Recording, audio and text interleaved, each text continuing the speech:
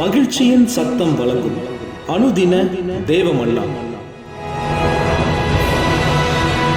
Voice of Joy presents Daily Manna by Reverend A. Benedict. தேவனுக்கு மகிமை உண்டாவதாக. இந்த நாளைக்குரிய தேவ மன்னாவாக எரேமியா 29ஆம் அதிகாரம் 11ஆம் வசனம்.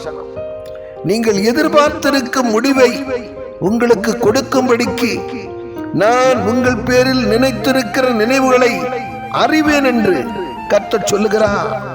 அவைகள் தீமைக்கல்ல, சமாதானத்துக்கு ஏதுவான நினைவுகளே. ஆம், எனக்கு அன்பான என்னை கேட்கிற தேவச்சனமே, ஆண்டவர் உங்கள் ஒவ்வொருவருடைய இருதயத்தை ஆராய்ந்து அறிந்திருக்கிறவர் சொல்லுகிறார். நீங்கள் எந்த காரியத்துக்காக எதிர்பார்த்து கொண்டிருக்கிறீர்கள்? என் மகளுக்கு இன்னும் திருமணமாகாமல் இருக்கிறது.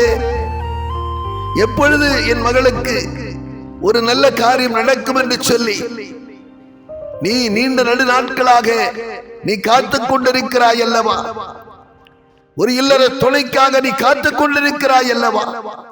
அந்த காரியத்தை கர்த்தர் நிச்சயம் உனக்கு செய்து முடிப்பேன் என்று வாக்கு பண்ணுகிறார். ஐயோ, திருமணமாகி இவ்வளவு காலமாகிறது, இவ்வளவு ஆண்டுகளாகிறது, எனக்கு இன்னும் குழந்தை பாக்கியம் இல்லாமல் இருக்கிறதே. என்னை காண்கிறவர்கள் ஏளனம் பண்ணுகிறார்களே, பரியாசம் பண்ணுகிறார்களே.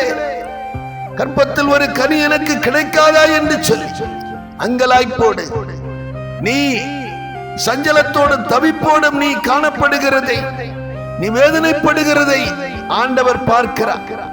நீ அதற்காக வடித்த கண்ணீர் துளிகளை கணக்கிலே வைத்திருக்கிறவர் சொல்லுகிறார், சீக்கிரத்திலே உன் காரியத்தை நிறைவேற்றுவேன் என்று.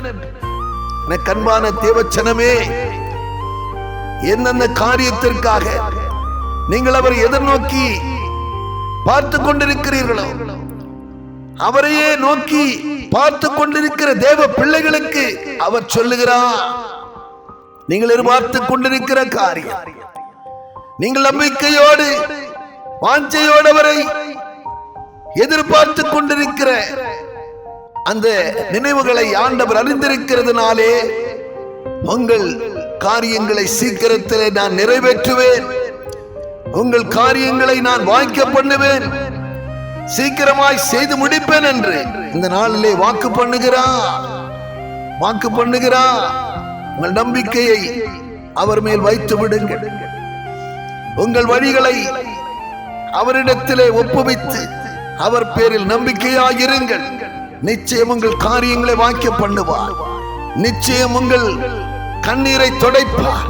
நிச்சயம் உங்கள் புலம்பலுக்கு பதிலாக ஆனந்த களிப்பை கட்டளையிடுவார் என்கிறதிலே கொஞ்சமும் சந்தேகமில்லை.